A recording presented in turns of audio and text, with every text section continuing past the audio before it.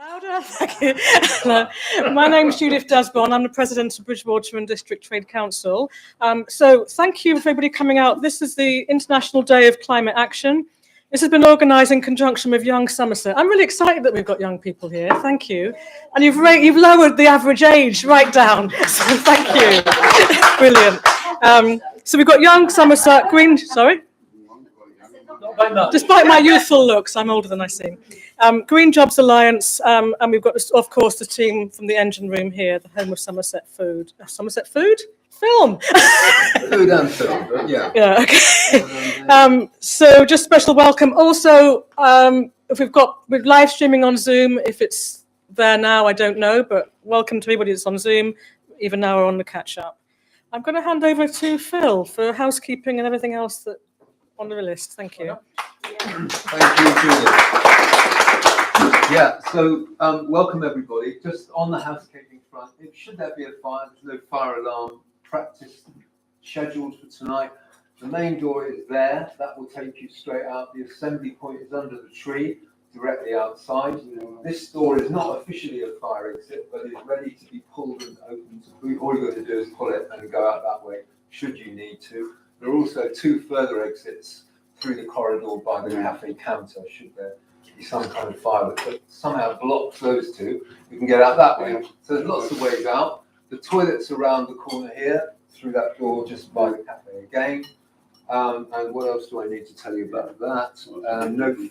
Food and drink you're aware of. Help yourself at different points, I think, Kate, is that the idea? Yeah, and if anyone needs any help, just ask. Okay. Thank you, Kate, for laying it all on. So, International Day of Climate Action is celebrated every year on October the 24th and is dedicated to the urgent need for action on climate change.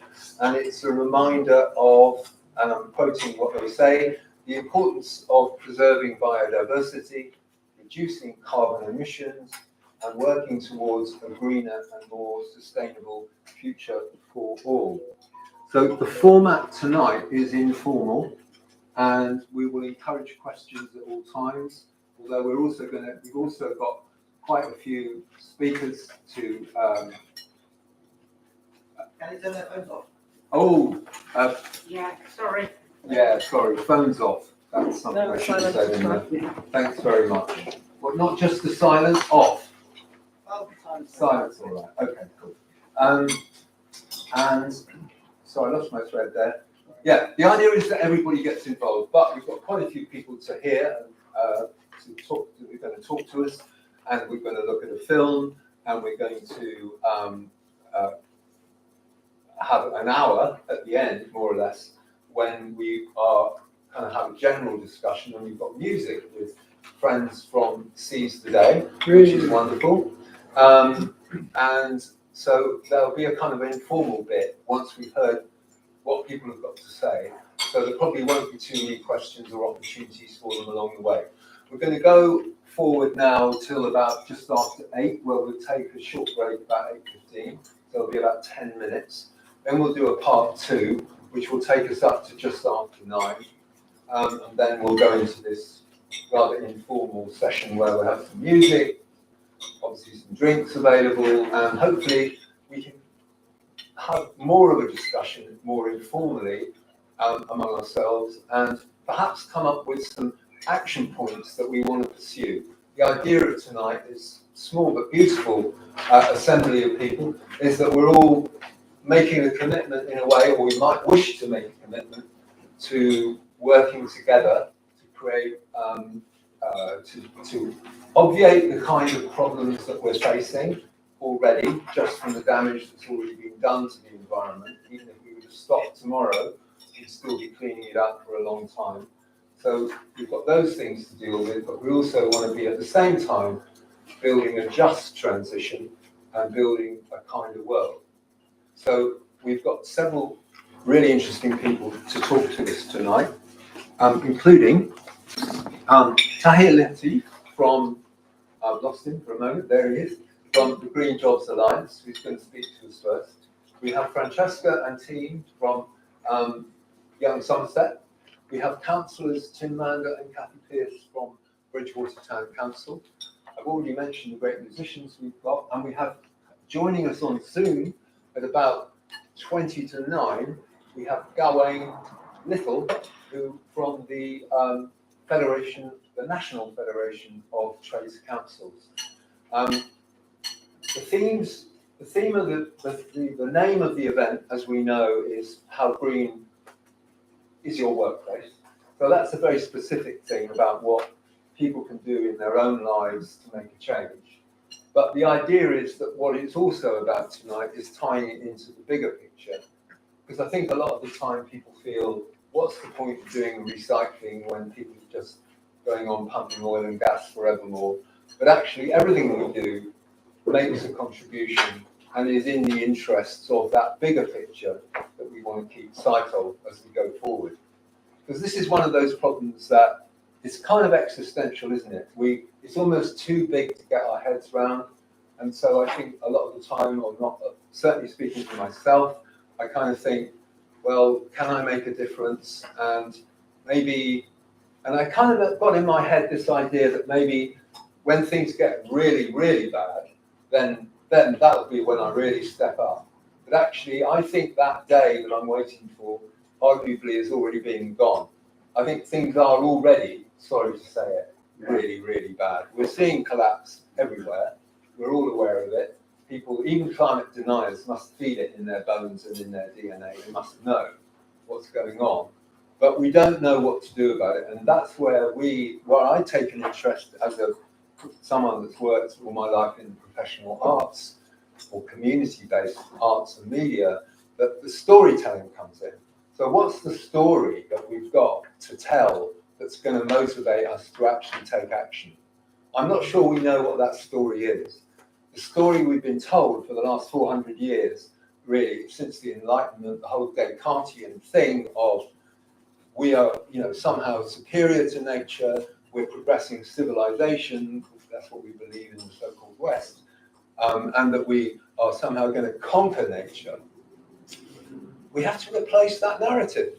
That narrative is still going full strong. Everyone's still talking about growth, even though we know that we're on a hiding to nothing with it. Certainly in this country, there are countries out there who still suffering in general impoverishment, who could probably do with a bit of growth, but we in Europe for sure don't need it. It's the last thing we need. We need to find out how to degrow. I'm now getting into a rant, so I'm going to stop, and I'm going to introduce our first speaker, Tahir Latif from. Do you want to chair? No, I'm okay. I might use this tool thing, actually. Yeah, that's there for you. Yeah. It's basically, that's all right, here's fine. It's basically, I'm too short, so when it's down there, I can't see it. So, thanks very much, Phil. I'm not sure I can match the kind of highbrow nature of some of that, some of those philosophical reflections. Well, firstly, thank you to everybody for inviting me to this event. It's a real pleasure, and it's fantastic when you can get to go around the country to different events, and you see that local organisations and communities. I mean, it just amazes me how they come together to to make the efforts to do their part in the climate struggle, do the things that are within the scope of our control. I've never ceased to be inspired by that, and, to really feel like, because sometimes out in the kind of everyday world, you can kind of feel quite despondent about it. But when you come to an event like this, you think, well, there are so many people who are actually committed, and just want to make those efforts and actually do that. And I know we're going to be hearing about some of those shortly. And I think it's right to pay tribute to those kind of efforts, not only here in Bridgewater, but across the whole country and beyond, in fact. When we throw around phrases like worker-led and local democratic control and things like that, it's exactly that kind of ability of local communities to come together for the common good is what we're talking about. And to me, picking up on some of the threads that Phil mentioned in his introduction, It only makes it more frustrating when we're doing our bit, the parts that are within our control, and those that have the power to effect real change across, large swathes of our economy and our society can't seem to get their act together to do their bit.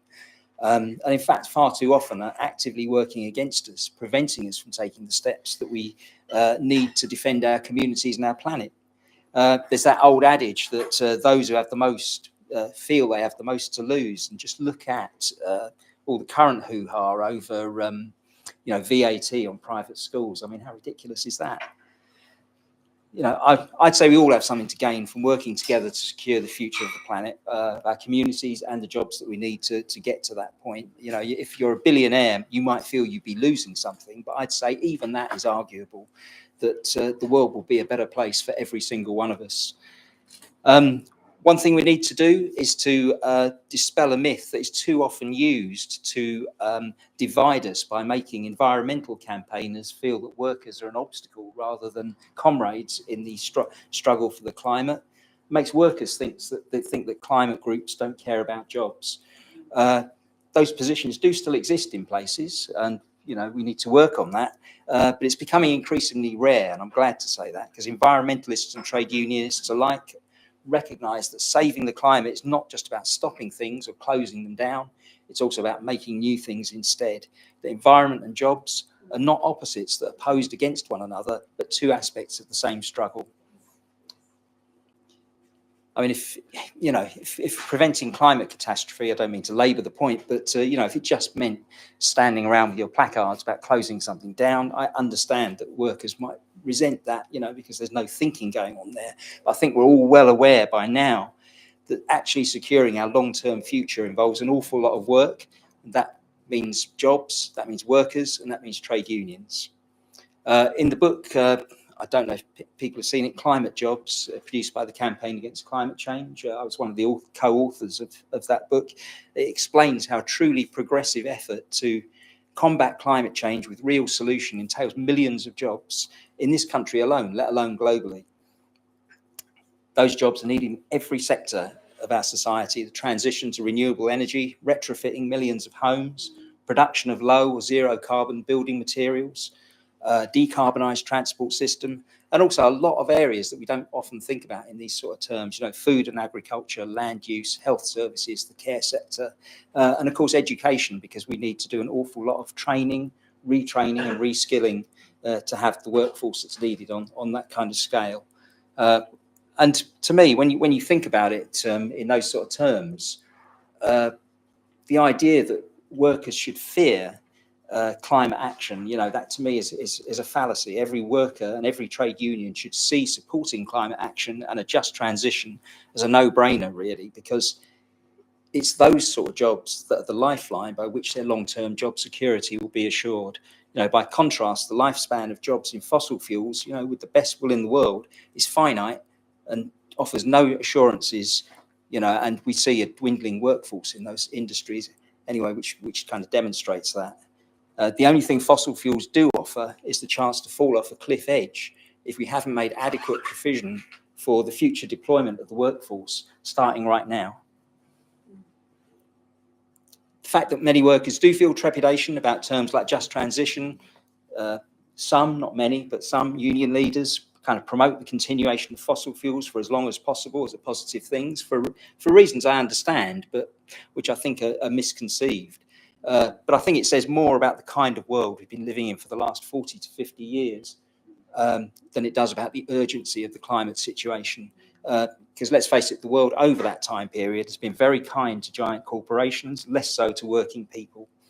And those corporations, of course, use every power at their disposal to control the narrative so as to keep things as they are, even though it's to the detriment, and sometimes tragically so, of the overwhelming majority of the human race. They use and buy politicians, the press, TV channels and other media to spread disinformation and fear to protect their own interests and profits. And because they have the power to employ or not employ workers, and therefore to determine the fortunes or otherwise of whole communities, that disinformation is too easily bought into by people who have been rendered desperate by circumstances, but in reality, they stand to gain very little. too often it's a case of a bad employer being better than no employer because, well, at least they're an employer. Sometimes a community's future can seem to be tied to the success of the very employers who are actually attacking your jobs, pay, terms and conditions at the same time, because no alternative is being presented. And when it comes to climate change, those kinds of choices have real world impacts. Communities suffering floods, wildfires, hurricanes, often with real human costs. Ideally, we should be against such developments, especially when the benefits for the majority of the population are barely perceptible. One such case in the news right now, and you may have differing views on this, which is absolutely fair enough, but carbon capture and storage. This is being sold as the answer to our climate problems and a potential jobs bonanza, when actually it's nothing of the sort.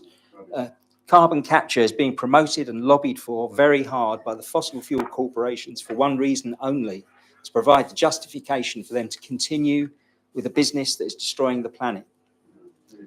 Not only is CCS unproven, rife with technical problems, effectively it doesn't work at anything like the kind of scale that will be needed, but also the envisaged solutions, using it in conjunction with hydrogen, would release potentially lethal levels of methane into the atmosphere, far more destructive than our current burning of oil and gas, in fact. The other option on the table is using CCS at gas-fired power stations. That would mean, because our gas reserves are running out, that would mean reliance on imported LNG, which is liquefied natural gas, and that's obtained by fracking. As for the jobs, these are mostly in the construction phase. So they build the facility and then those jobs won't exist. So it's a real short-term thing that you're being sold. Essentially, this is 22 billion of public money being sent on a project that the fossil fuel companies want. And this is preventing us from spending that money on expanding and developing the renewable energy infrastructure to provide cheap and efficient energy for our communities and the thousands of permanent long-term jobs that would go with that. And, it does make me laugh as well, because there's a really obvious argument that always comes to mind. If we continue to increase the proportion of our energy that comes from wind and solar, etc., as we've been doing, and it takes some 25 years to develop and perfect carbon capture. I just have these visions of someone in 2050 saying, "Eureka! We've solved carbon capture." And you're not emitting carbon anymore. Oh, okay. Yeah, what a waste of time. The real point of this is not to believe the greenwash you'll be subjected to about all these wonderful solutions, which, by amazing coincidence, allow the fossil fuel companies to continue operating because they say they'll have it sorted one day.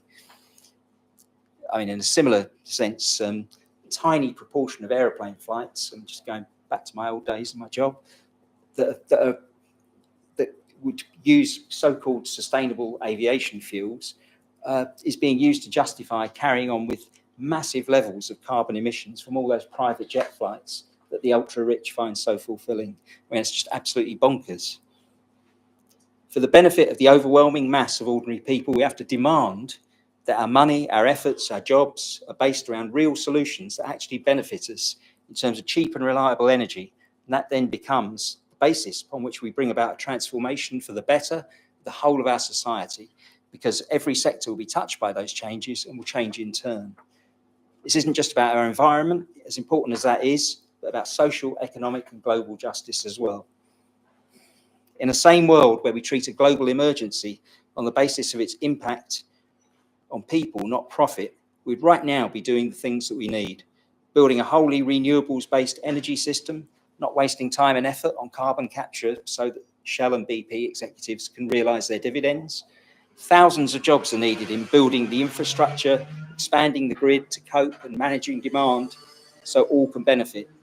We need a publicly owned, integrated transport system whose primary purpose is to make travel affordable and accessible for all. Getting people from A to B is the point, not making a profit.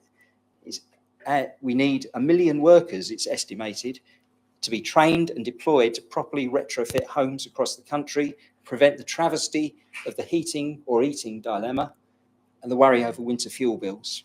We need to properly utilise our urban and rural spaces, growing more of our own food rather than transporting it across the globe, and improving our woefully neglected health and care services.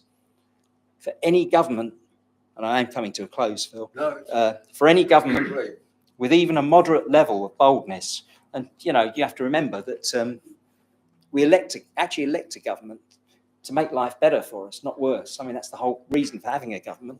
I mean, there's no excuse not to be doing these things, because you'd be reinvigorating the economy and giving people hope and purpose. None of this is pie in the sky. It's just a case of, dare I say it, putting the needs of the many before the needs of the few. Our livelihoods, our communities, and our planet are all on the same side of that equation, and recognising that will start us on the path to getting it done. Building from the bottom up, it's inspiring events like this taking place across the country. That's how we start to make that happen. Thanks very much. Solidarity.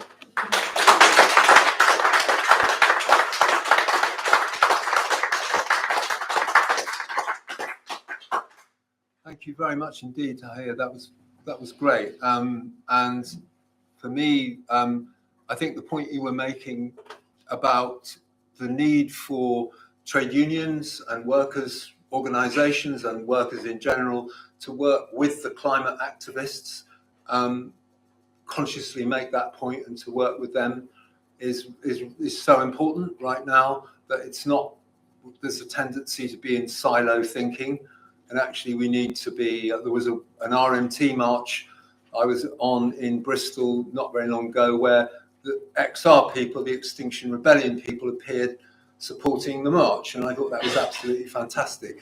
But it needs to happen both ways round, and it needs to happen a lot more, because we're not in a position to kind of argue about niceties at this point. We need to all work together. So I think that was really, and there was a lot of really great information there. Thanks so much. And there'll be an opportunity to ask Tahir some questions right now, immediately, if there's anything urgent.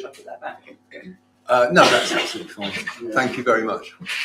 The next thing up is a film, Dan. If we're going to run a film from that laptop onto this TV, and this is a film that Theo from Seize the Day suggested to us, and it's called COP26, which you'll remember happened in Glasgow in 2022, organising a fair hospitality city.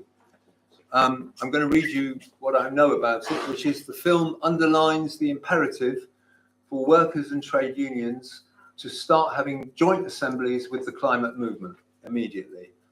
Actually, what I've just said in a much more coherent way, making plans for a just transition from below, and then coming up with a plan to implement them, a plan of action to implement them, not waiting for jobs that are under threat or jobs that are being taken away, but to act now. Unlike, for example, the workers of the GKN in Florence in Italy, who all lost their jobs. I know Theo knows quite a lot about that. Maybe we'll hear a little bit about that later. Not majorly, but just any anecdotal evidence would be great.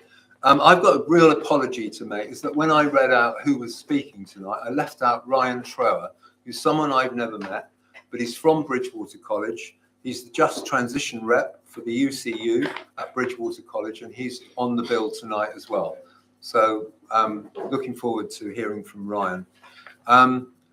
We are in a position to go with the film, and I think it's down to me to hit play. Is it done? Yes.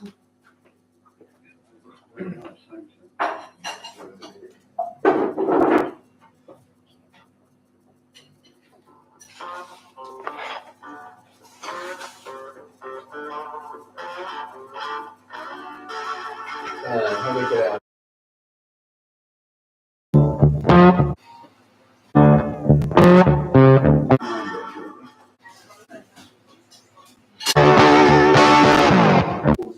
Get the sound sorted down. Yes. Can you just turn the telly up? Does that work? Always a good one. The remote's by the laptop there. Oh, yeah, that would help. The old standby. Or No. over there, then the volume over there. Which one on the end at the back?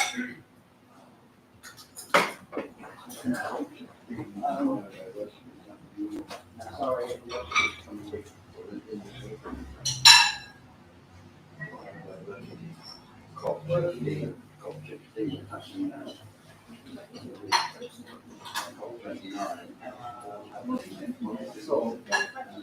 Yeah, it's all right. It's the thing.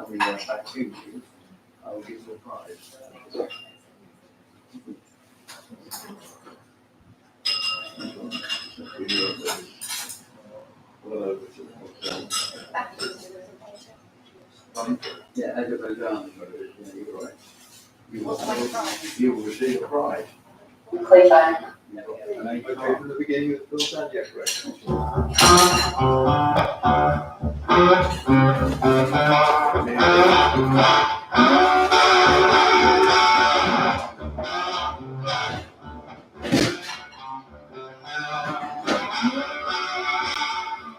if one doesn't pull this one, it's always working class communities and those in poverty suffering from decisions taken by those in power. Once thriving communities in Glasgow, like Partick and Govan, are now at risk of being underwater by 2050. The town we are in just now, Clydebank, once a thriving working class community, is also at risk of flooding. Unite Hospitality are standing shoulder to shoulder with these communities in their struggle against being left behind by those in power. Through this conference, we hope to display just how our organising tactics have made Unite Hospitality Glasgow one of the biggest branches in Europe, and how the skills that we use can be applied to the struggle against climate change and promote a just transition for all workers.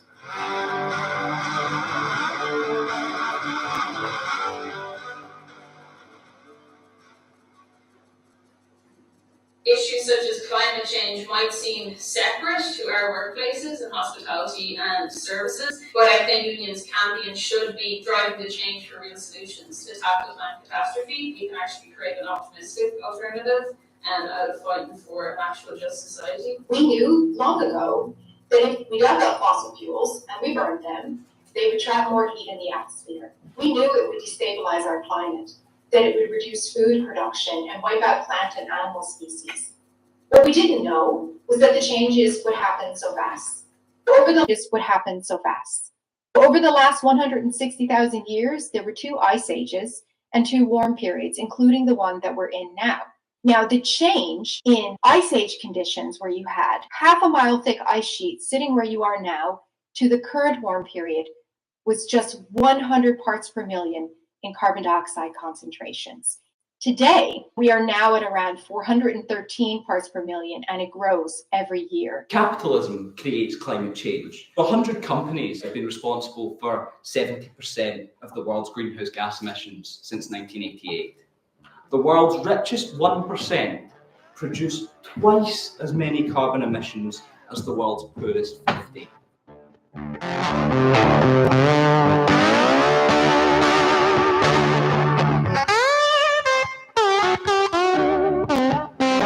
We are told to change while their system of capitalism, of for-profit production, stays intact.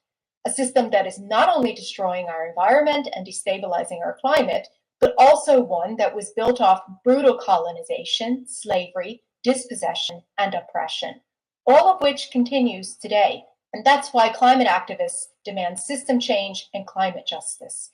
It's why we say that to deal with the climate crisis, we also have to deal with all the other problems that we are faced with, from housing, transport, and education to racism, sexism, ableism, homophobia, and transphobia. Everything has to change about how we get around, how we make the stuff we need, and how we live. What do you want? Climate justice! What do you want now? What do we want? Climate justice! When do we want this? Now! The same system which ensures that young people are pinned down and paid $4.65 an hour, the same system which fires and rehires people across the country, that steals tips and which wages war on precarious workers in the gig economy. That's what we mean when we call for solidarity between the labour movement and the climate movement. In hospitality, obviously, during the pandemic, so many redundancies. My company tried to make 95% of the workforce redundant. We collectivised in our workplaces to prevent the redundancies and managed to hold them off.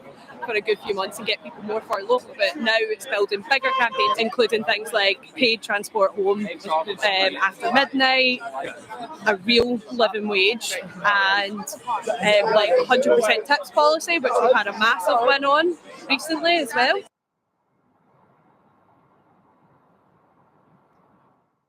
COP brings together the figureheads of global capitalism and neocolonialism. In fact, the largest delegation at COP26 is the fossil fuel lobby. They've got 500 people. We've seen the amount of wealth that's poured into Glasgow during COP26, but none of that has been felt by the workers throughout the city. Some branch members have been treated incredibly badly by some delegates, which further exacerbates an already overworked, drained workforce throughout COP26, coming off the back of an incredibly stressful experience for people over COVID being frontline workers. As COP26 drew near, Glasgow's industrial front began to mobilise. At one point, it looked like we were going to have no trains, no cleansing workers, and potentially no buses. And we saw that as a real opportunity to try and build a material link between the labour movement and the climate movement, connecting our shared struggles against exploitation, whether that be exploitation of labour or of our planet's finite resources. On Friday, on the day of our big march, GMB and the cleansing workers joined us. I didn't think I'd ever be a part of this, but I'm proud to be here today.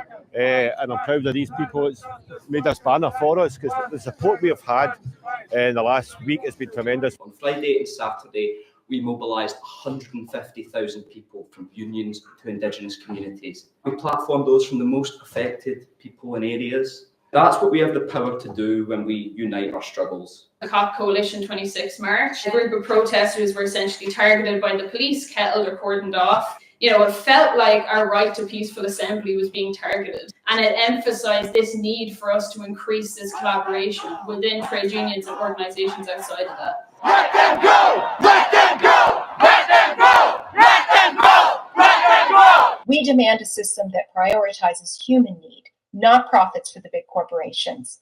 We want a society that makes our lives better and easier. A just transition that puts workers' rights absolutely at the centre of the new model. Many of the industries that we have membership will have to change. And we have to take responsibility for that as trade unions. In the tourism sector, we know, for instance, that aviation has a very direct impact on the climate. It's our membership in agriculture that's very much at the front line of the crisis. If plantations are destroyed, the male workers stay on to restore the plantation. The women who were working in the pack house are all laid off because there's no bananas to pack. In the tea industry, the tea bushes, because of the increase in heat, are not giving as many leaves. The workers, and it's nearly 80-85% women, can't pick as many tea leaves. Their wages are decreasing. Every year, agricultural workers die from dehydration, chronic renal failure that's really affecting sugarcane workers. It's the damage caused to kidneys by workers in too hot environments for too long.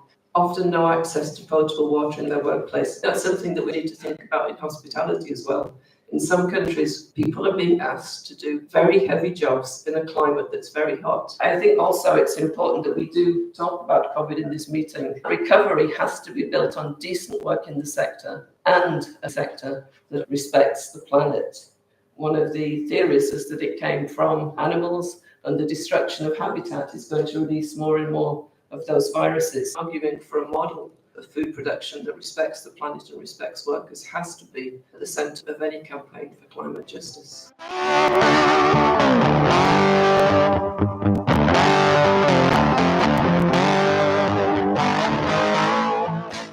The Lucas Centre Space Combine Shop Stewards Committee was formed in the late 60s. The Combine represented 17 factories, over 14 geographical sites, with 18,000 members and 9 trade unions. The Combine was consolidated by the success of a strike in the Birmingham plant in the UK in the late 60s and early 70s. Jobs were being lost at an alarming rate.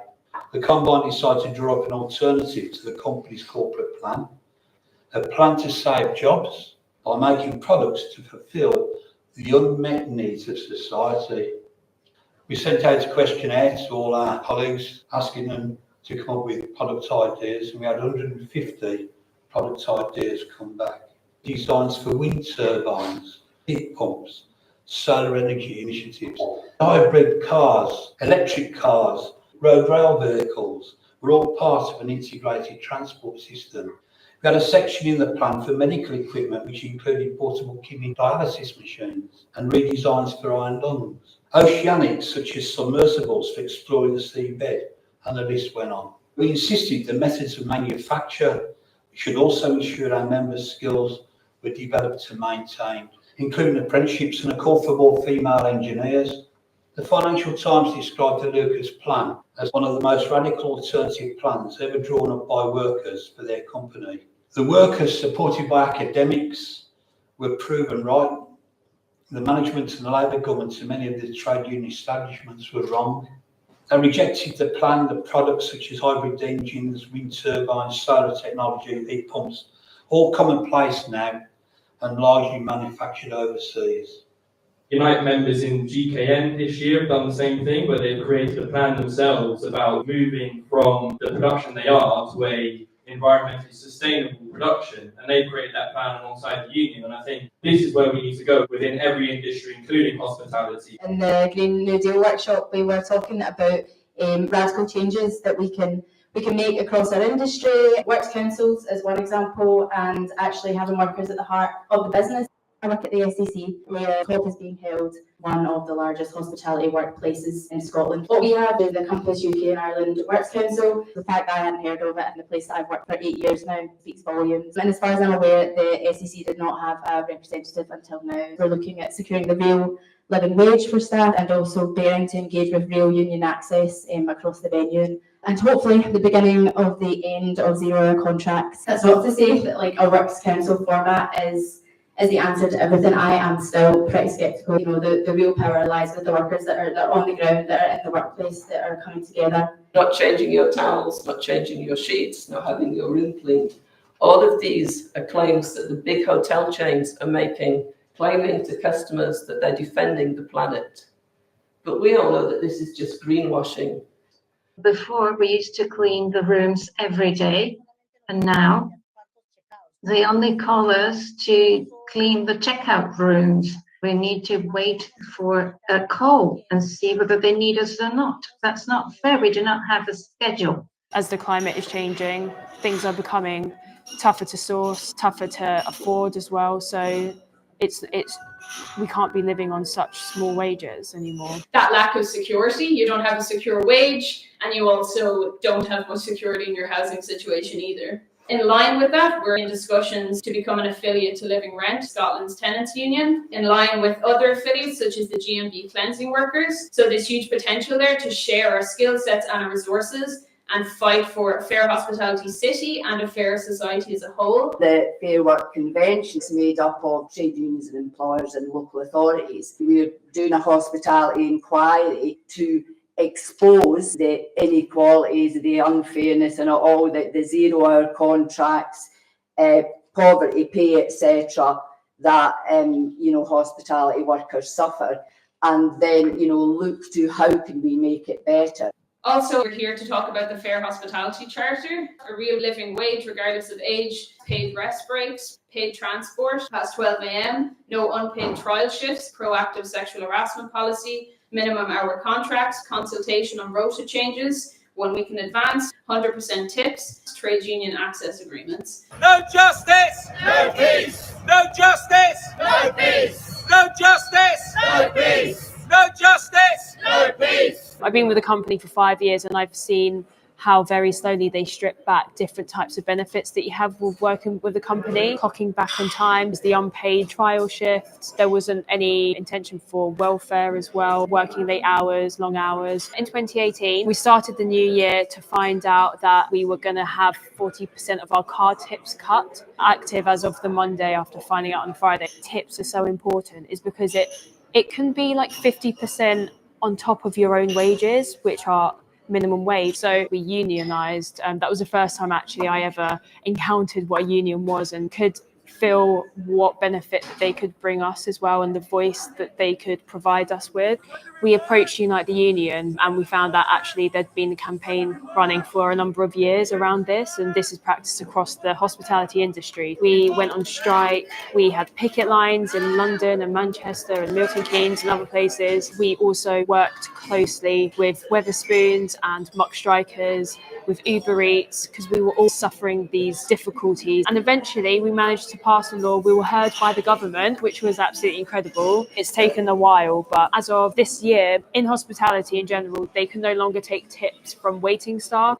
We have to fight so that we get work. Every day, the company is trying to reduce our hours and they try to overload us with work. We had 40 rooms per person, 37 checked out rooms and 7 occupied rooms. Person died after doing all that work. Luckily, we managed to create a union.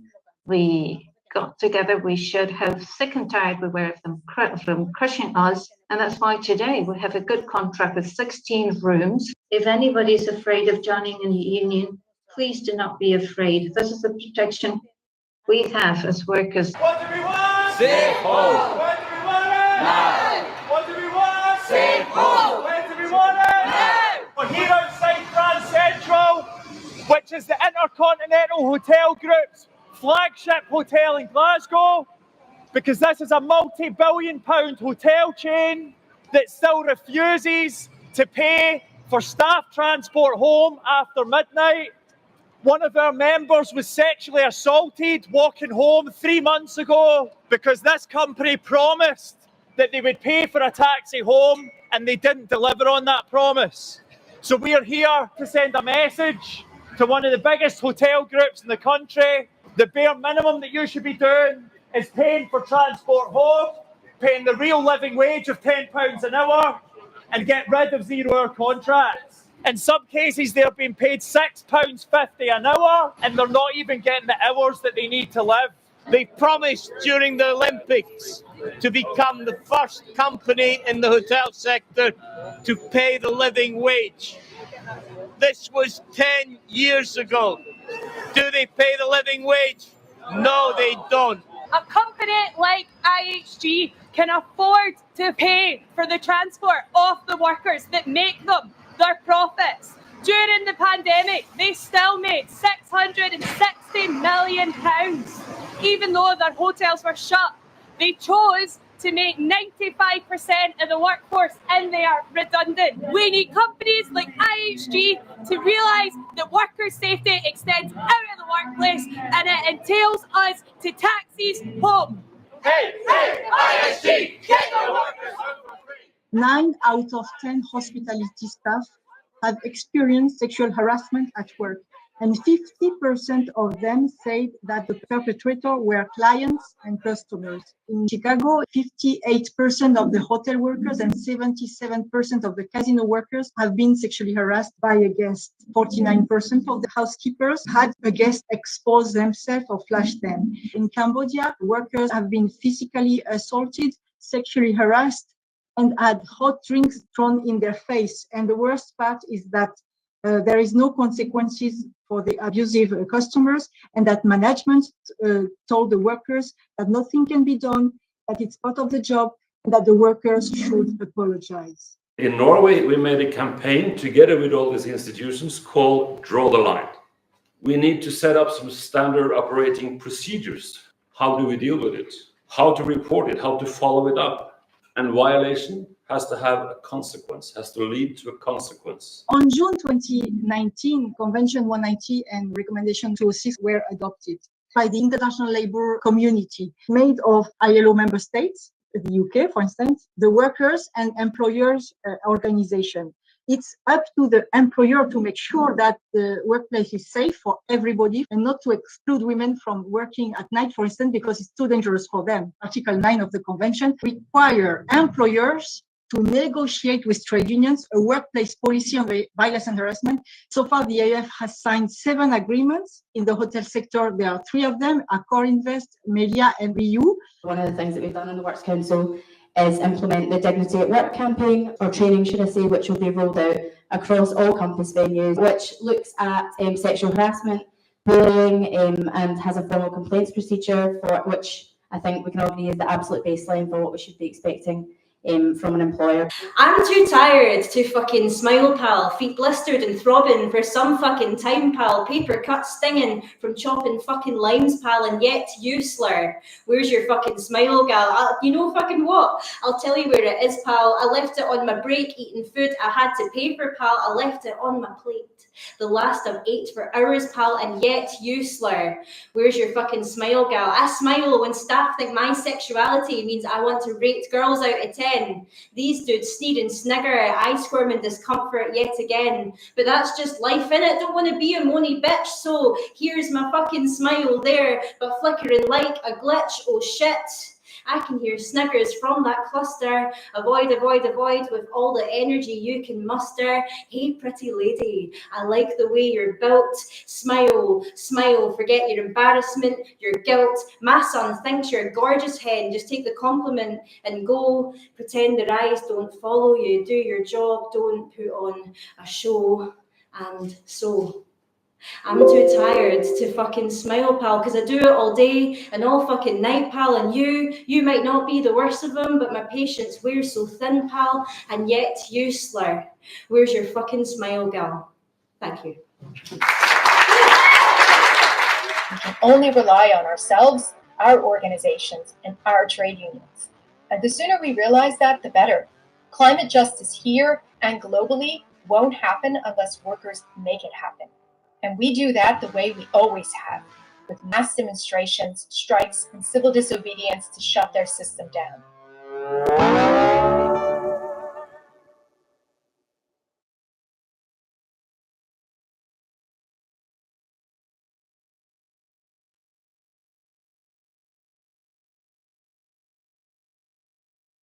Reminds us that climate action is not an isolated,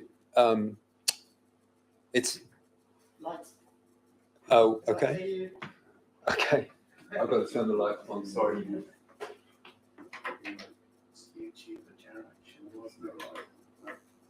Oh, there we go. Okay. Yeah. So it's not an isolated thing, but it has to be looked at in the broader picture of all the other issues that we face and challenges that we face in our lives. I went to COP26 and it was the most amazing experience being there amongst all that energy and people from all over the world that were concerned. And one of the most impressive things I saw there was Stop Ecocide had a whole program of events going on, and they were campaigning to basically make ecocide against the law in the international court. And they've had recent great success with that, in that, and I read you, mass destruction of nature reaches International Climate Court. This is September the 9th. And as Pacific Island states propose recognition of ecocide as international crime. That's taken years to get to that. On October the 9th, Azerbaijan's parliament has passed the first reading of a bill that would introduce the crime of ecocide into the country's criminal code. So the fact that that happened in September, we're now hoping we'll see an avalanche of other countries wanting to get on board and make ecocide a crime, so that if you destroy something willfully in nature, you actually pay for it. Because at the moment, you can pretty much do what you like a lot of the time and get away with it. Like if a tanker ship kills a blue whale in the Pacific Ocean, where's the comeback? There isn't one. It just is inconvenient, and that's it. Actually, that should be a crime, should it not? You know, because I think the blue whale, quite apart from all the other things it does, is harvest vast amounts of carbon from the atmosphere into its skin. It's actually a carbon reservoir. It's doing us a good turn there. But if you destroy it, there's no penalty. The next people to come up and talk to us are Young Somerset, I'm very pleased to say. And here comes Francesca Little. And I'm going to try and line up their film. So how many, would you like chairs, Francesca? Or are other people going to come up? You're going to stand? How's it going to work? Where you go? I'll try and get the film ready. staying gone in 10 years. Well, you don't go anywhere. But I won't be gone. I mean, everybody has to go underground. So there it is. Dan, should I be 24? Let's try that. Yeah, okay. That's ready to go, hopefully, when you are. So good evening, everyone. For those of you who have not seen me before, my name's Frankie. I work for Young Somerset, and my role at Young Somerset is the Participation and Inclusion Lead. So it's my job to amplify the voices of young people and to advocate for them in spaces like this, to make sure that their voice is heard and is listened to. And I think it's really, really important. Young people stand at the forefront of the fight against climate change, and they are the leaders of tomorrow, and they are the change makers of today. I'm really excited that we were able to bring this clip together from a group called the Young Rangers. So the Young Rangers is a Young Somerset scheme, and it's an opportunity for young people aged 12 to 16, and it's based up on the Quantock Hills. They learn simple conservation skills, woodland management, wildlife surveying, amongst lots of other kind of outdoor skills. And the natural environment is where they thrive. And we see those young people really coming out of their shell, engaging with our youth workers and engaging with each other in the natural environment. And we asked them what their opinions on climate change were and their thoughts and feelings. So I'm going to stop talking and let you watch the video.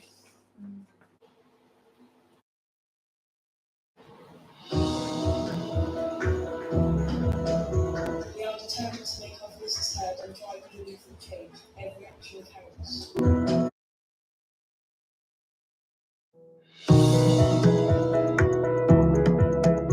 We are determined to make our voices heard and drive meaningful change. Every action counts. We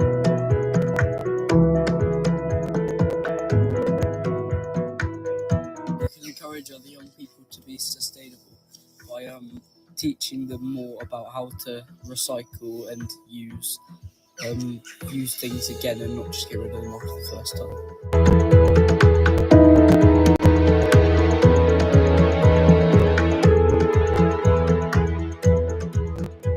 I think that adults and businesses need to help to raise awareness about what climate change is and the effect that it's having on our planet, and should help motivate a lot of people to do something about it. And if they also talk about the different ways that climate change can be mitigated, looking at the small things, that if everybody does, it will help. It's mostly about reducing the pollution that they may cause, because when adults are driving their cars from 5 meters down the road, you know, it's wasteful and it's inconsiderate of future generations. And for businesses, when they have big cranes filled with so much stuff that they need to carry from one place to another, there are ways of doing it with a more eco-friendly mindset. And that's what's important, because even selfishly, if you are running a big business, like a multi-million-dollar business, or multi-million-pound business, being eco-friendly even in itself can be profitable, because people see that and think this is a good company and it helps people. So even if selfishly you're just doing it for the money, that's still a good reason to be eco-friendly and help climate change, because it's stupid to not want to help people in the future, because that's what everything is for at the end of the day, helping future generations.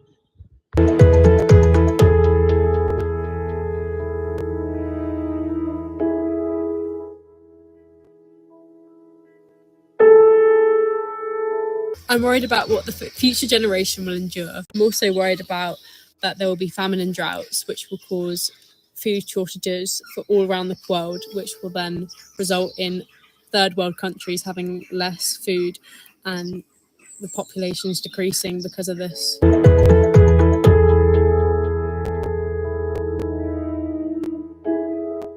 Our future is at stake. The decisions made today will shape the world we inherit tomorrow.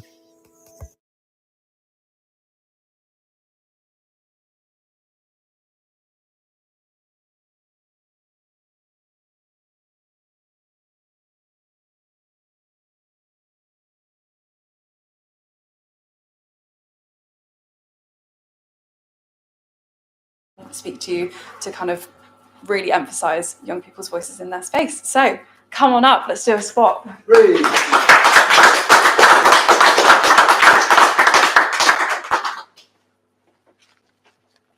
So, hello, my name is James Lawson and I'm a member of Somerset Youth Parliament, and I'll move to the side. So Somerset Youth Parliament's job is to run a campaign. So that campaign is, there's 3 members of Somerset Youth Parliament. The campaign can be about anything you're passionate about, and I'm passionate about climate change and the environment. So my campaign is titled Young People and the Fragile Environment. And for a basic roundup of that campaign, it mainly involves, firstly, action. So I've already been to a protest in London called Restore Nature Now, where over 100,000 people attended. I've also been to other events which I recognise some people hear from. It's also about social media campaigns. So I've created a YouTube channel, which I've not uploaded anything yet, but there'll be films where people can access different information about climate change. There's also a website that I'm building where people will be able to access community events in Taunton. And also today I'm going to be speaking about the impact of climate change on young people, because climate change is going to impact young people the most. So the first impact is on young people's mental health. Suicide and anxiety rates are going sky high, and so are rates of global temperature rises. But decision makers fail to recognise that. They try and blame other things, even though they know that climate change and anxiety correlates. Furthermore, other issues, young people are constantly feeling worried, and because people say they don't care about climate change, I hear the question, do young people care about climate change far too often? And everybody feels worried about climate change because essentially people aren't going to be able to get the jobs they want. They're going to have to get jobs to try and save themselves. You may have wanted to be a lawyer, a naturalist, a politician. All we want to do is survive because our world's in that sort of state. Young people feel powerless as well. Too many of our warnings have been ignored. Many people in Key Stage 1 don't even know who Greta Thunberg is. Many large firms like Barclays banks and governments like the Qatari government, Saudi Arabia, love to cover up all the action that we do because they make profits from fossil fuels. But what we should be doing is making profits from sustainable things. So if we look at companies like Triodos, which is a bank, and they invest in sustainable solutions. For example, and also Ecosia, they invest in sustainable solutions. So over 20 million people use Ecosia. A lot less use Triodos, but both are turning over millions of pounds. Ecosia is nearly turning over £1 billion, and all of this goes into sustainable action. Ecosia is a search engine that plants trees. So you search, and so I think you have to search 40 times, and then a chunk of the ad revenue goes into planting trees. And the trouble is, big firms like Barclays and governments, as I said before, like to cover up all of this because they're making profits from fossil fuels. But if we start to tax those companies more and tax the companies that are having a big impact on the planet less, then maybe we can actually make some meaningful change. And when people look for the impacts of climate change on young people, they often say it's just living without oil and gas, but it's a lot bigger than that. We have already seen in 50 years 2 million deaths and $4 trillion worth of damage due to extreme weather. And this is just a snapshot of what is to come. Because in the future, we can't predict how many deaths there are going to be. But all the scientists are saying it will go probably above 1 billion deaths in the next 100 years. Massive number of people in high-income countries don't want refugees to come to our country. But what do we expect refugees to do when their countries are being damaged by our actions? We often criticise the capitalist view, but maybe we need to take something from their view, even if we don't fully agree from it. We need to try and make profit from sustainable solutions, because not everybody's going to agree with our view that workers should have most of the rights. But if the rich people can benefit from climate change, then maybe we can take everybody, because change needs to be appealing for everybody. We can't just say, you have to have this view. We need to incorporate everybody's views and try and create a solution that works for everybody. So every young person, me, my friends, my classmates, can grow up in a safe place. Thank you.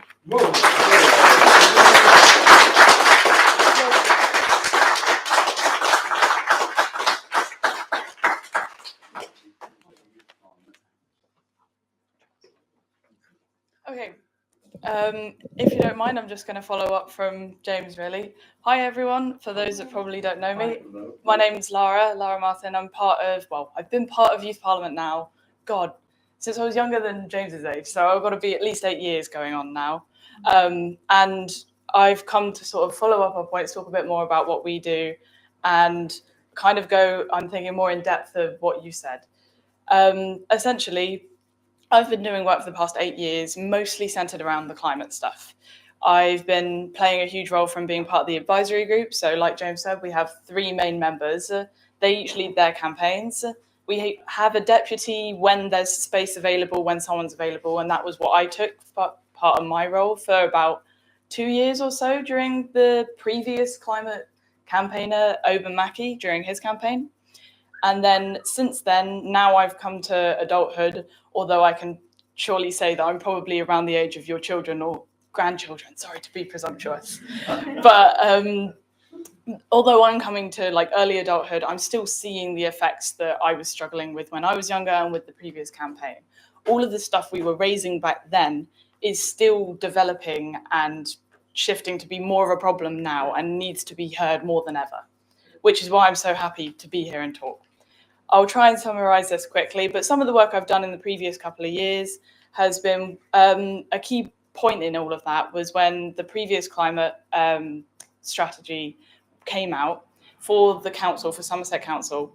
We read through it and we were sort of like, Youth Parliament as a whole was involved with really small bits. It was like, we're doing the climate strategy, we're like trying to make something, we'd like your input, was maybe mentioned twice. And then by the point that it was properly mentioned and brought to us, we couldn't really do a lot about it because it was too close to actually being finalised. So our voice wasn't really being put forward. Like Frankie was saying before, it's really important for us as a group to make sure young people's voices are heard.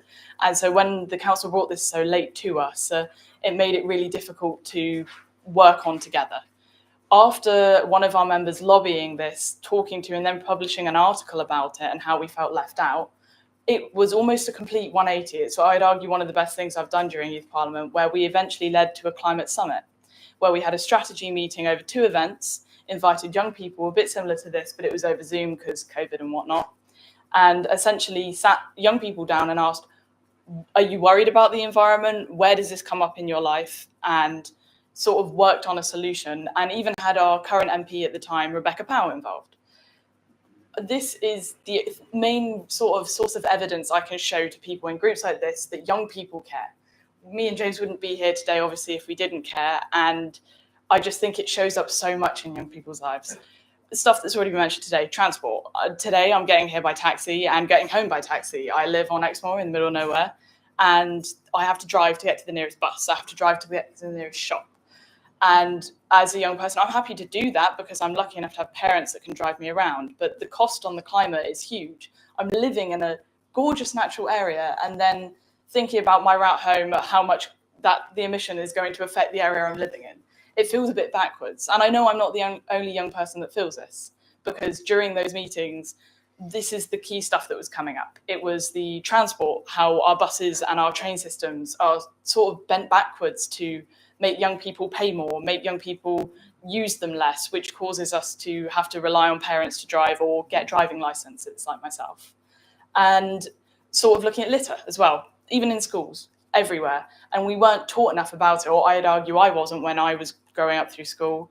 And part of the work James, I'd argue, is doing and helping with as well is changing the perspective in schools, because we're kind of starting where the young people are, having those conversations of we're what's left.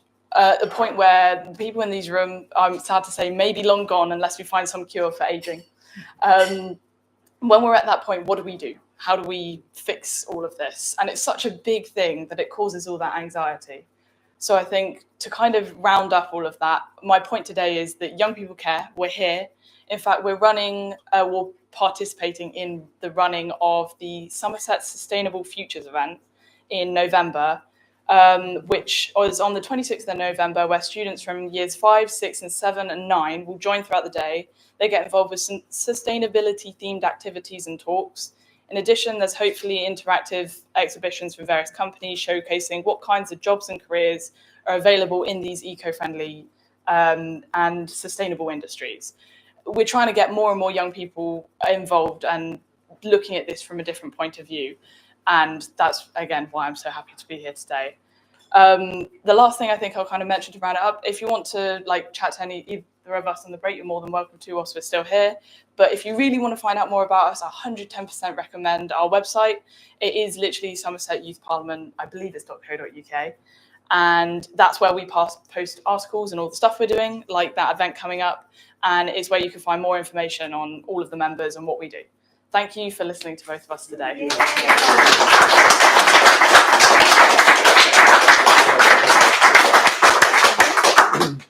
Thank you so much, James and Lara and Francesca, for bringing it all together and for showing us the film. Really inspiring.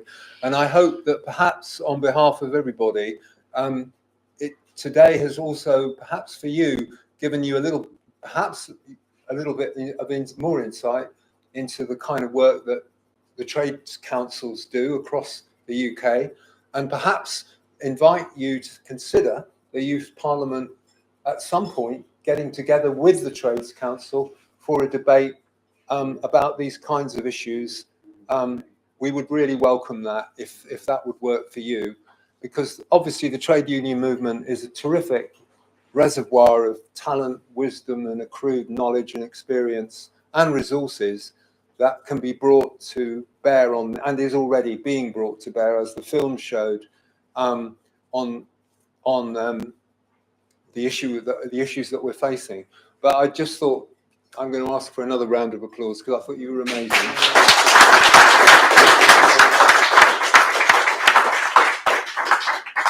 Okay, we've got a very short break now, so there's food and drinks, and we'll come. I'm going to move it for a moment. Ladies and gentlemen, so we're restarting. Thank you so much. It's my pleasure to, I'll tell you what, just before I introduce our next speakers, there's a piece of paper here and a pen, old technology. If anybody feels that we might not already have your email address at Bridgwater and District Trades Unions Council, please put your details on here and you can be added to the general mail-outs that go out, and you would be very, very welcome to attend our meetings. The next one is next week. Dave Chappell here is our secretary, and it's on Tuesday of next week at the Shack. Yeah, I mean, could I just say that our trade union group isn't just about organising people in workplaces and getting people together in workplaces. It's also about campaigning on all things that matter to everybody, whether you're 1 year of age or 101. Otherwise, we wouldn't be putting this on, would we? So, don't just think, trade union, I'm not in work or whatever. We put this on because we want to campaign as well as organise workplaces. Thank you, Dave. So I'll pass this round. If I've just hand it to Theo for a minute and then obviously pass it on. Thank you very much. So it's my pleasure to introduce from Bridgwater Town Council, who do so much to support the town. And from my perspective, being part of Somerset Film in the Engine Room, their commitment to cultural regeneration of Bridgwater is a terrific thing and to be much commended. It's my pleasure to introduce, to talk about the Town Hall and the greening of the Town Hall, Councillors Tim Mander and Kathy Pierce.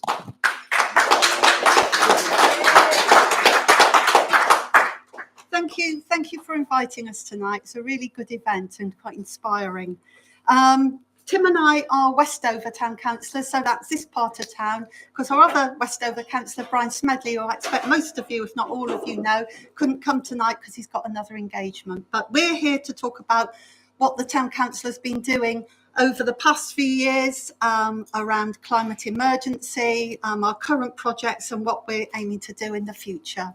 So for us, it really started in 2019, and in the spirit of what Phil was saying earlier, whilst we were waiting for the big decisions to be made, big global decisions, we decided we need to do something locally and things that we had control over, just sort of to make a start. So, unlike many other councils in 2019, we declared a climate emergency. Bearing in mind that at that time we weren't really responsible for an awful lot. We had the town hall, Trinity Hall, and cemeteries. So, but nevertheless, we thought it was there were things that we could do. So the first thing we did was introduce a single-use plastics policy. So we looked at what plastics we were using in the town council operations, what other materials we were using, and so we stopped the sort of automatic buying of new plastic containers full of stuff. So we started refilling, and we also sourced local suppliers where we could. So we brought it sort of really local. And we started obviously buying sort of recycled paper. We've gone paper free in certain of our departments where we used to have paper invoices and stuff like that. That's all done digitally now. So at the time, it was not everybody was doing this, but of course it's law now. So it did feel like we were sort of part of the movement to bring that about.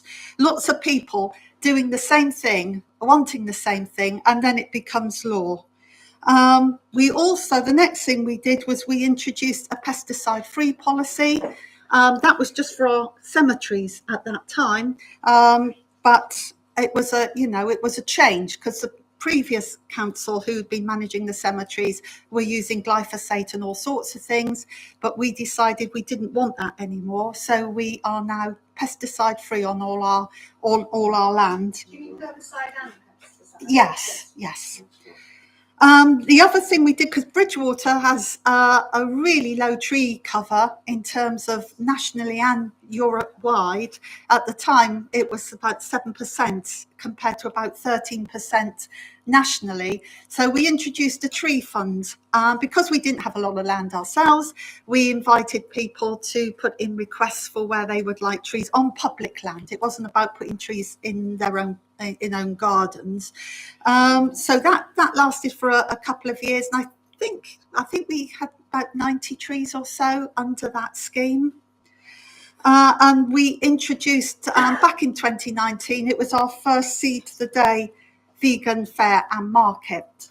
I'll now hand over to Tim, who'll talk about decarbonising our buildings and our transport forum, and then I'll go on about the other things that we've also got underway at the moment. Just before you go on, it's interesting to talk about trees and how few trees there are in Bridgewater. Yeah. We bought a shop, my wife and I, in Eastover. We run the bicycle workshop. Yeah. And there was one tree in Eastover, and it was where the Mercure wanted to extend their hotel. And they just cut it down one day. And that tree had a trunk. You can still see it there now. The stump is still there. And they just did that very cynically, just cut it down. Is it not time to actually go around and the few trees that do remain, actually to somehow put an order on them that you cannot just cut down a tree just because you want to build another hotel, part of a hotel. And it was really sickening. Both my wife and I were rather gutted when we walked in to our shop and that tree had been cut down. Yeah. And it was the only tree. Now we are getting another one tree as part of the celebration mile. We look forward to seeing that tree. Wish we were getting more, but yeah, it was really sad. So do think about how do you stop developers just violently removing Well, trees. that is a real toughie to do that. That's why we tried to reintroduce some trees in a way that we could, in a way that we had power over as a council. So, I mean, I grew up in the town, and the south part of the town. I remember cherry trees all over Hamp, and one by one. Oh, no, you didn't. Trees down. Yes. Yeah, there's just loads of trees, and there's some really old cherry trees in Sydenham by me and Chamberlain. They blew down in the storm. I asked the council to replace them.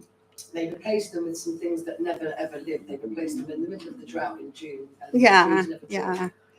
You know, it's really frustrating. And some of the requests that we had were on highways land, and that proved impossible for us to put trees back on that land, which is why we're changing our approach slightly, which I'll go on to later on.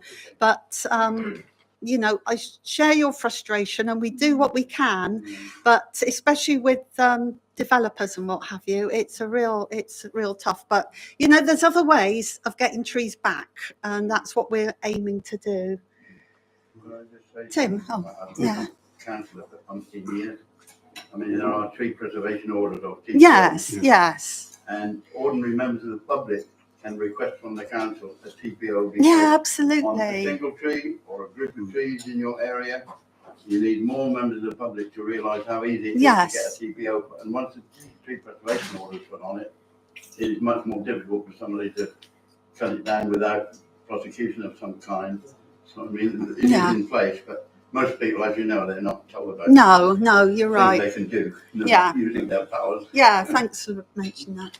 Right. Anyway, obviously, Kath's covered the initial. I think the important point was, I think it was in 2019, as Kath said, the town council recognised the importance of the climate crisis, particularly, and really took a view on what it could do to improve things within its own control. And obviously, one of the things we looked at is our own operations, how we operate, the buildings we occupy, what could be done to improve, to reduce internal emissions from our operations, and also, you know, look at the energy we burn and how that could be improved or reduced in terms of our carbon footprint.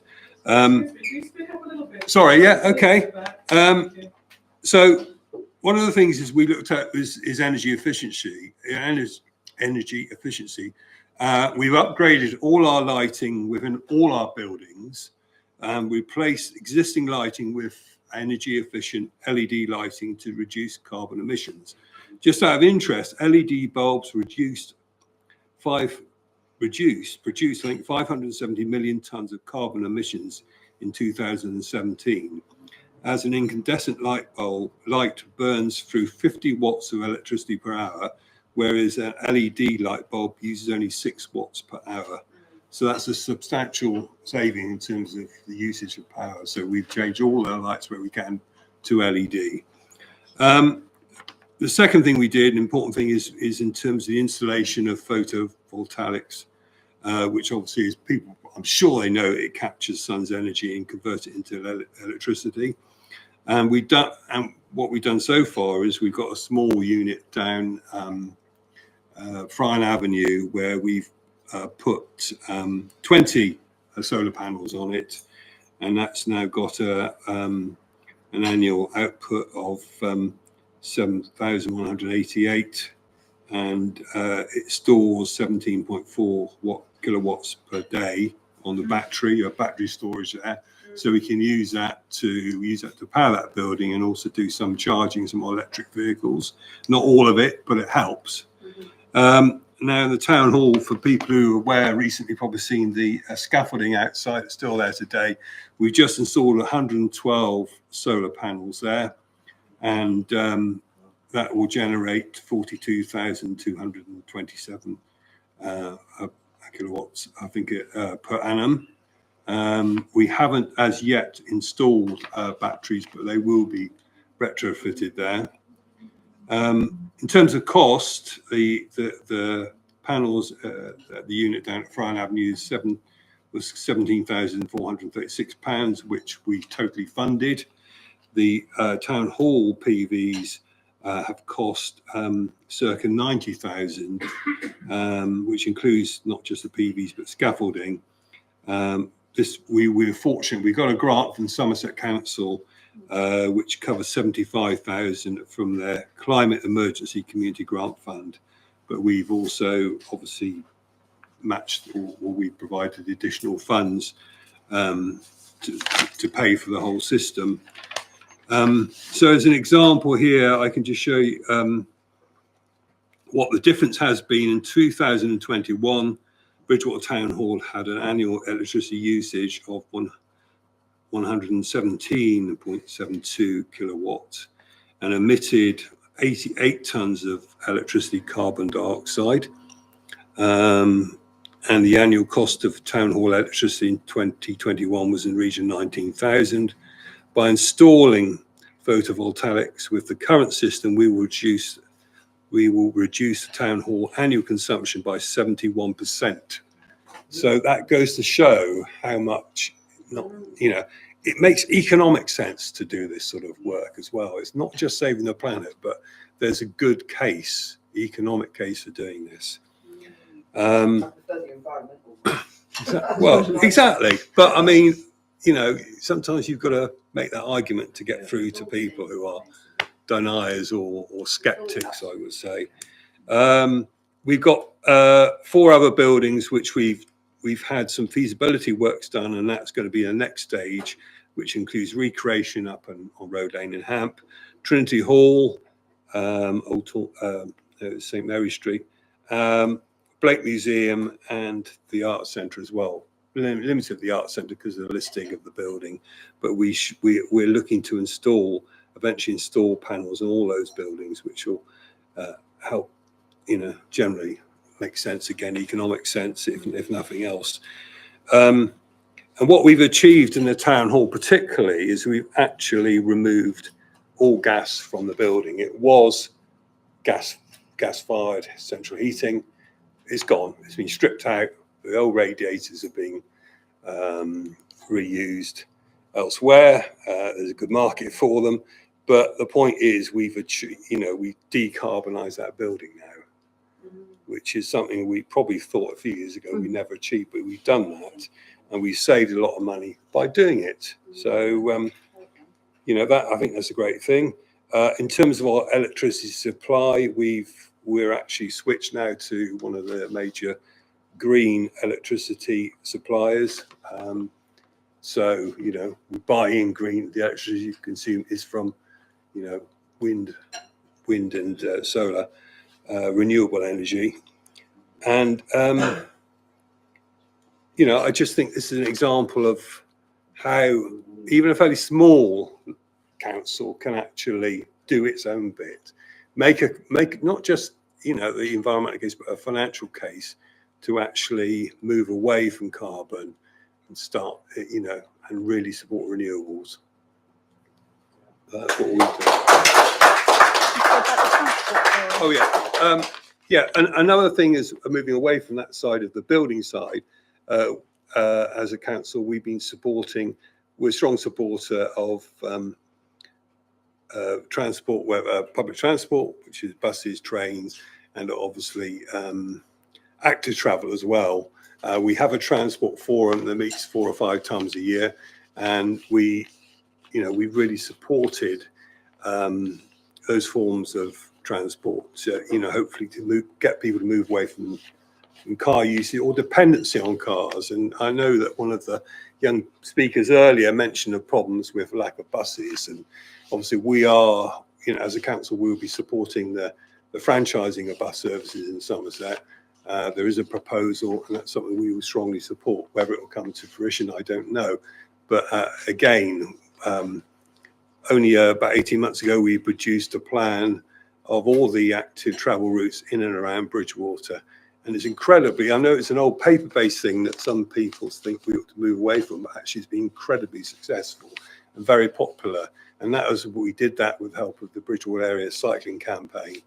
But so as a community-based group, we worked together and we produced this plan, which people have come to us and they're collected and they're using, and they're able to sort of see there are routes around town you can get from across town without having to go on the major roads, so people can feel confident and comfortable walking and cycling around the town. Okay. Thanks, Tim. There are obviously many strands to this thing, and 18 months or so, Bridgewater Town Council took back direct control of its allotments. They were leased out to a an association, but because we wanted to show our commitment, the lease was coming to the end, so we wanted to show our commitment and our support of growing your own vegetables, encouraging people to grow their own vegetables, and that's going really well. I'm sure many of you know about the problems at Somerset Council at the moment, and so the Town Council a few months ago took over responsibility for all our parks and open spaces and cleaning our streets. And just picking up on what our friends from the Youth Parliament were saying about litter, we will be introducing more recycling bins, and previously the recycling bins the stuff didn't get recycled because it was contaminated with non-recyclable stuff. But we will be doing our own in-house sorting, so the things that are put in the recycling bins will be recycled. But we took control of the parks and open spaces, or management of them at the moment. We don't actually own them at the moment. But what I was saying before about the pesticide-free policy, when it was just the cemeteries, it was important to us, but it didn't make a huge difference town-wide. Now we are managing the parks and open spaces. That policy is in place for those spaces.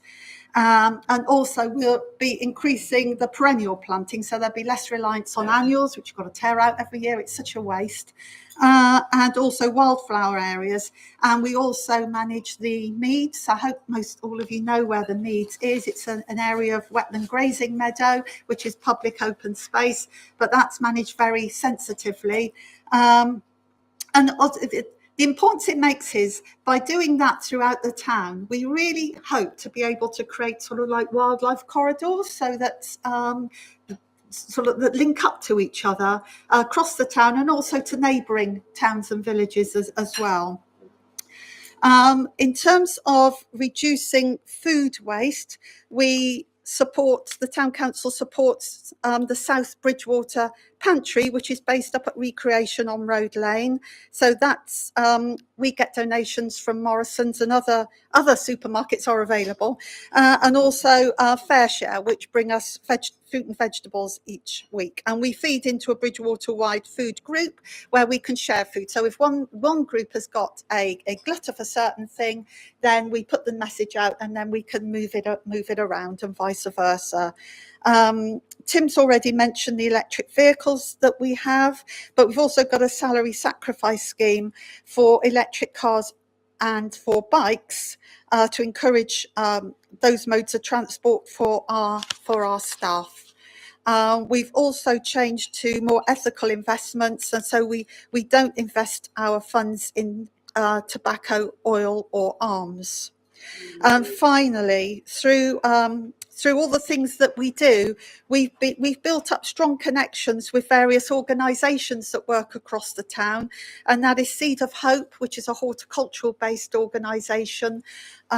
We work with them really closely on the Meads, but there's lots of other projects going on. Centre for Sustainable Energy, we sort of facilitated and worked with them for them to provide their drop-ins to help people avoid fuel poverty and access grants and what have you. People like the Men's Shed and Inland Waterways Association. So that's what we've been doing over the last few years, but it's an evolving thing, and this is ongoing for us. So for the future, we're acutely aware that we haven't set up a climate forum, but being at this gathering tonight makes me think there's quite a few people here that might be part of that when we do. We haven't actually got a strategy. We just went ahead and started doing things, but at some point we really should, to have a sort of focus for the future, a strategy. We have just begun working on a food policy, and so I really hope the outcome of that is that we will not be buying any intensively produced food, which does such a lot of harm to the environment. And part of that policy, no, not in its entirety, will be plant-based foods. And I think that's it, actually. So we will be continuing our decarbonisation and our planting. There, that's it. Okay. Thank you. Thank you for listening. Thank you. Lucy. Oh. Thank you so much to Councillor Tim Mander and Councillor Kathy Pearce. How lucky we are to have such an active council that supports so many great things in the town and is doing wonderful work. So, and we've benefited massively from the town council's support. In fact, it was Tim who found us this building originally. So he's to blame. Okay. So, yes, Lucy. Yeah, thank you. It's really great to hear, in a nutshell, everything you're doing. And I know Town Council's great, a very proactive, active organisation that's doing loads for the town. Is there a butt coming?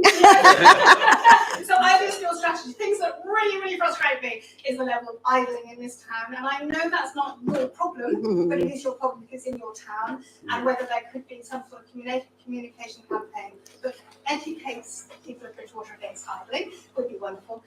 But perhaps another one is, it really frustrates me when I go into a small retailer and they say, I always take my bag, they always say, would you like a bag?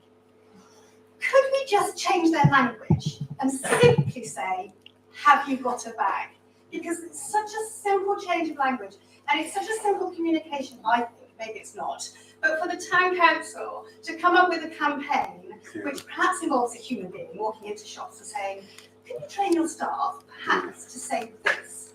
Are you aware that single-use bags are great? Yeah. Because the small ones are free, aren't they? Yeah. I don't get them anymore. But it's such a small change of language. And every time I think no, like with a little bit of an edge to my voice to try and get the message across, but I'm powerless really in that. Well, I think the idling is I mean, there was a campaign of a couple of years back, wasn't there, about that with stickers and everything? But maybe it's something that the Transport Forum can take up.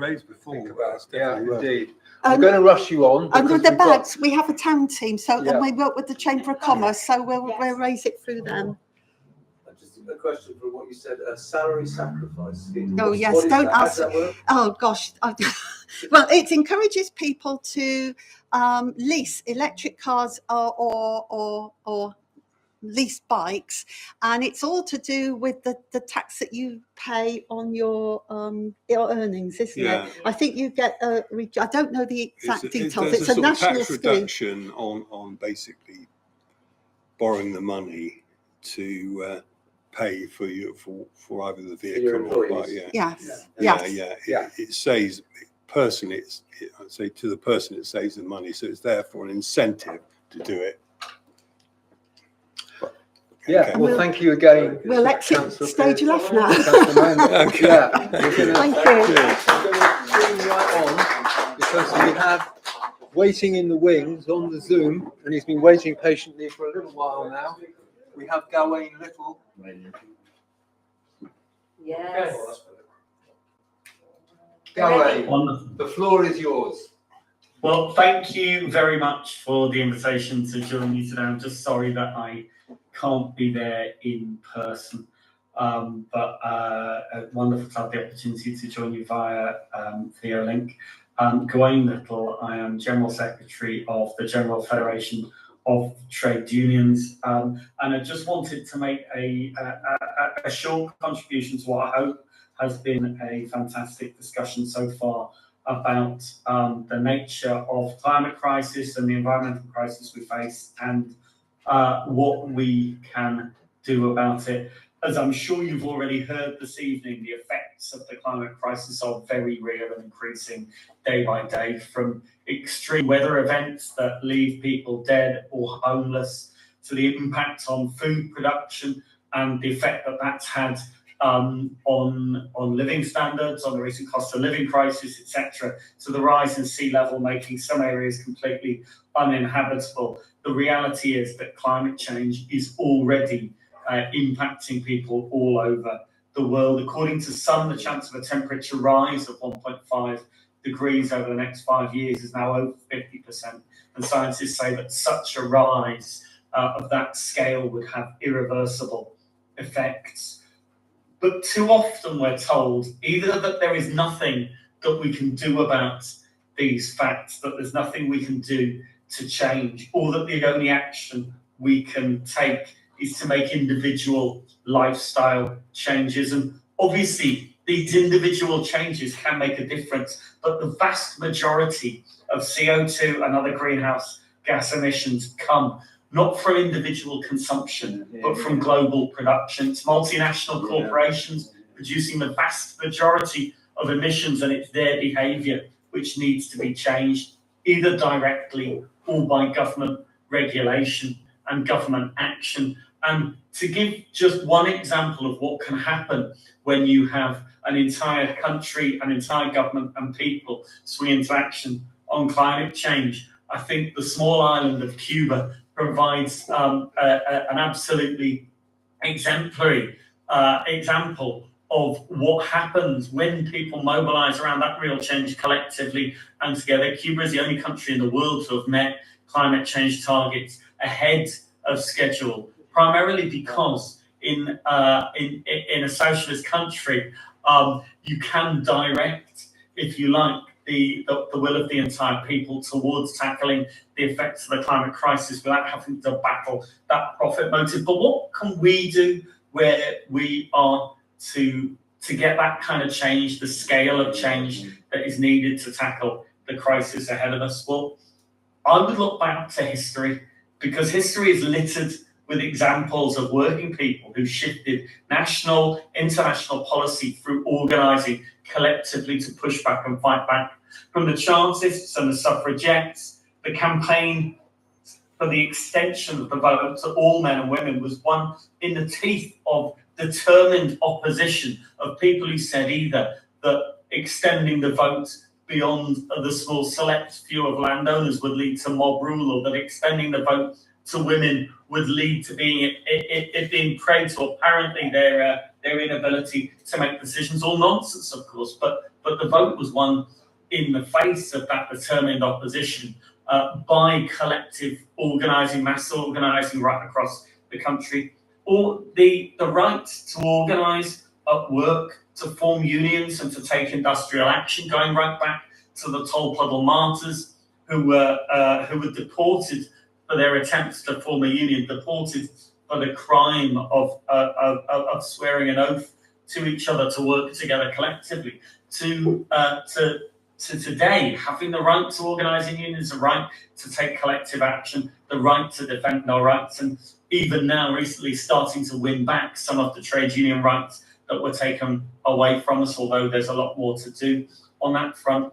Or indeed, another example of collective action that bore fruit, winning equal pay legislation, which was won by women workers through their struggle, although still needs to be realised in practice. But all of these examples, I think, show that when people come together collectively, they can win and change on huge national issues. And just the same, I believe that we can, through organising collectively, tackle the challenge posed by the climate crisis.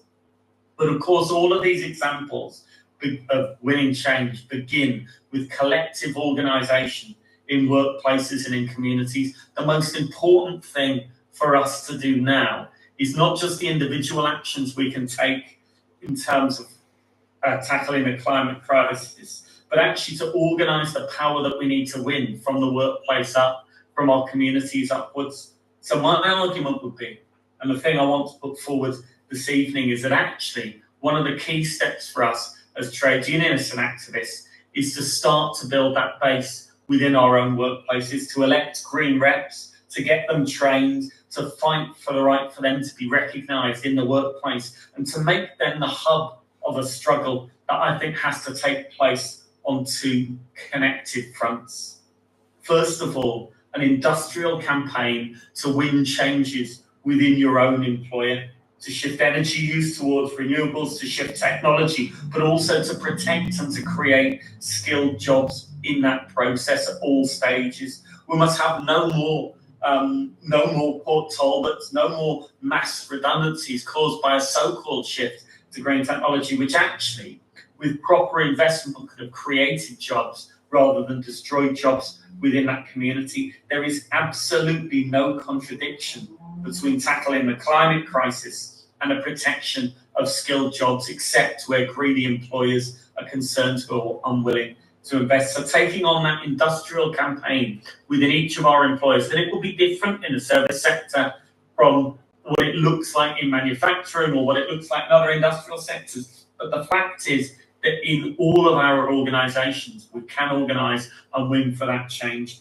internally. But at the same time, I think building up that workplace power and building around the idea of electing and winning support for green reps across our workplaces, we can also use that to build a wider political campaign to educate people on the need to put pressure on politicians to shift government action, both in terms of having clearer climate targets and regulation with teeth, which holds companies to account, but also around investment in green technology. I mentioned earlier the impact that the climate crisis and the impact on food production has had on the recent cost of living crisis, one of the main triggers being massive price rises, massive inflation in relation to food. But one of the reasons that in this country the cost of living crisis cuts so deep is a weakness of our productive economy. Over the last 45 years of neoliberal reform in the British economy, we've seen a massive shift away from investment in the productive economy, away from light and heavy industry, away from extractive industries, and into a primarily service-based economy, focusing in particular on financial services. And that has left our economy particularly weak on the supply side, meaning that when that cost of living crisis hit, it cut particularly deep in Britain. It's taken the economy an incredible amount of time for even partial recovery. Now, of course, one of the ways of tackling economic problems like that is through government investment into the economy and through a clear industrial investment strategy. Now, what better opportunity to develop an industrial investment strategy that creates jobs, that helps rebuild the productive sectors of our economy that were destroyed through deindustrialization over the last 45 years? What better way to do that than for investment and development and building in green technology? But I don't believe that that will come from politicians, and it will come from a far-sighted government in office who decides that actually that's a direction we need to take our country in. I believe that politicians will listen to that argument for a proper industrial strategy that involves and is built around investment in green technology in order to hit hard climate targets and start to reverse the damage done. I believe the government will only be one to that when the pressure is put on by working people. So that organisation we do from the workplace up, I believe, is absolutely crucial to winning that.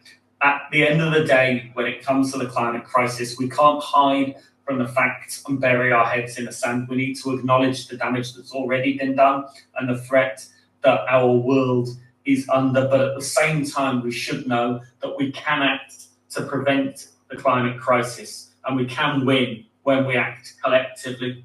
As the Italian Marxist and anti-fascist Antonio Gramsci said, we need both a pessimism of the intellect to understand the real dangers posed by the climate crisis, but also an optimism of the will. We can win.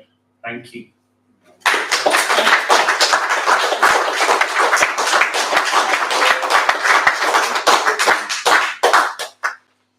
Well, we've got Gawain with us online. If you've got a minute or two longer, Gawain, have people got immediate questions or anything they want to ask Gawain or comment?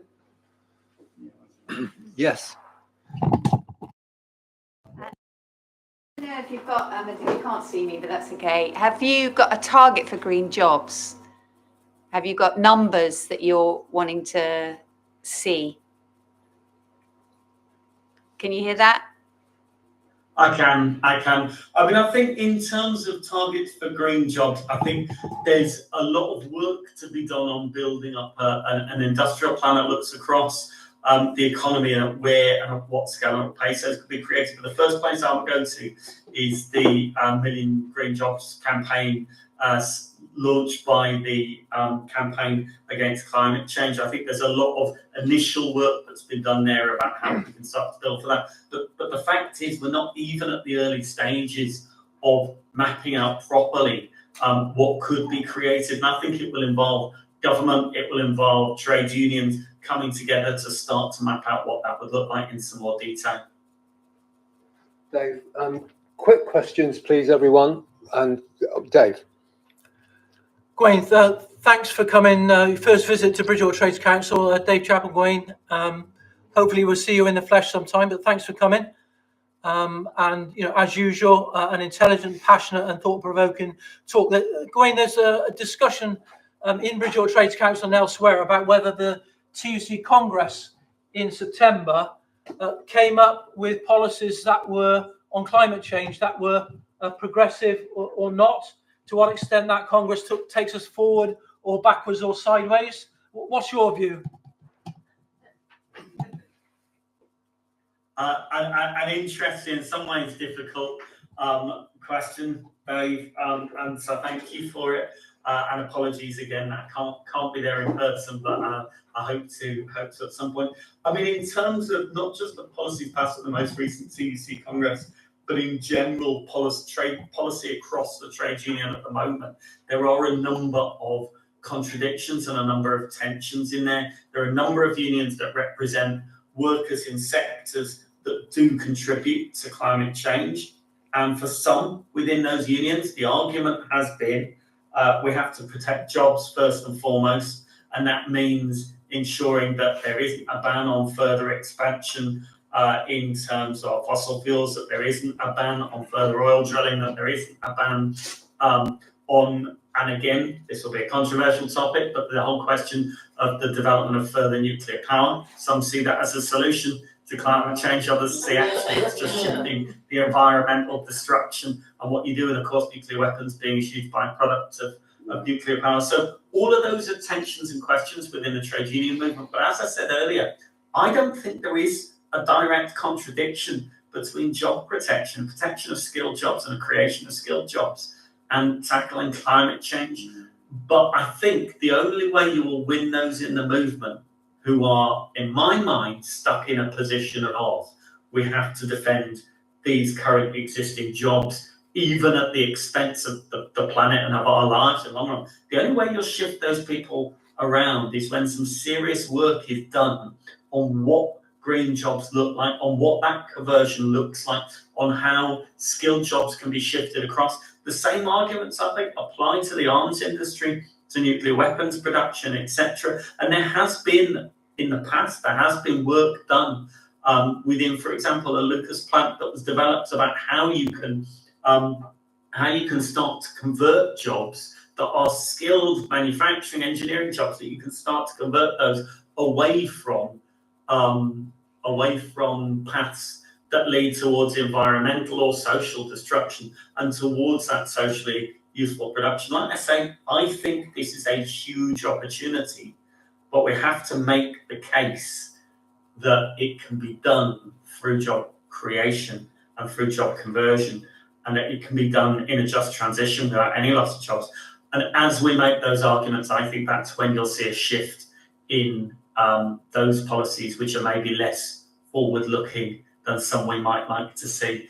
And I think then you'll see less of a contradiction. I do think as a movement as a whole, we currently have some quite contradictory policies.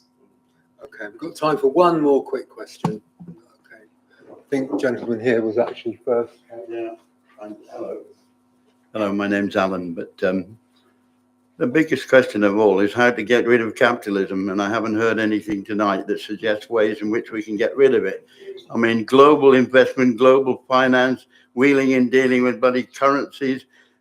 I mean, the whole thing is controlled by family dynasties, as you probably know. This whole global finance is controlled by about 20 family dynasties, and I won't name them. If you go to the Oxfam research, you'll see. And there's nothing at the moment that's other than tinkering at the edges. I mean, we've got to have a fundamental change. I think possibly the perfect point to end on.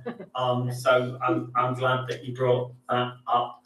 The reality is, and I mean, I used the example of Cuba earlier quite intentionally. The reality is what we've seen in terms of this kind of headlong rush towards the destruction of the entire planet and every living thing on it seems, when you step back, seems to kind of defy all explanation, unless you've set up an economic system where the key motivating factor is short-term profit. And that's not about individuals. It's not about individual business owners. It's an entire economic system that is set up that if you don't prioritize short-term profit, your company won't last. In our economic system, if you do things the right way, if you avoid the massive environmental destruction, if you put that investment in, etc. Let's be honest, in a cutthroat economy, if your costs are higher, you'll go out of business and you'll be overtaken by someone who is not thinking of the future, but is thinking of short-term profit. So I would agree that the root of this is in the motivations of our economic system. If you want to see what you've just described, a shift away from an economic system based on profit towards one that is based on the needs of people, both in this country and internationally, and on really satisfying those needs, including the protection of the environment in which we live, then yes, you need a different economic system. But I go back to the argument I made about how we tackle climate change. I think the only way you will win a different economic system is by building the power to deliver it from workplaces and communities upwards, and by presenting an alternative vision. And the first step for many people that we come into contact with in the workplaces, in our local communities, may not be, hey, have you noticed how awful capitalism is? Shall we sweep it all away and put in place a new economic system? But if you start to reach people on the question of what's happening in terms of the climate crisis, if you present a vision that there is an alternative, that things could be done differently, then I think step by step people will draw the same conclusion that you clearly have, that the only way you will actually shift that long term, the only way you will get fundamental change is by looking at the whole of our society, the whole of our economy, and building a better society, a better economy in the interests of the people, not of profit. Gawain Little, thank you so much for joining us, and we hope we'll see you again in the flesh sometime, because this is about the beginning of something tonight. We hope that we'll have teeth and begin to take actions yet to be decided, and we hope you'll be able to join us at some point in that process. Thanks again for coming. Thank you for the invite.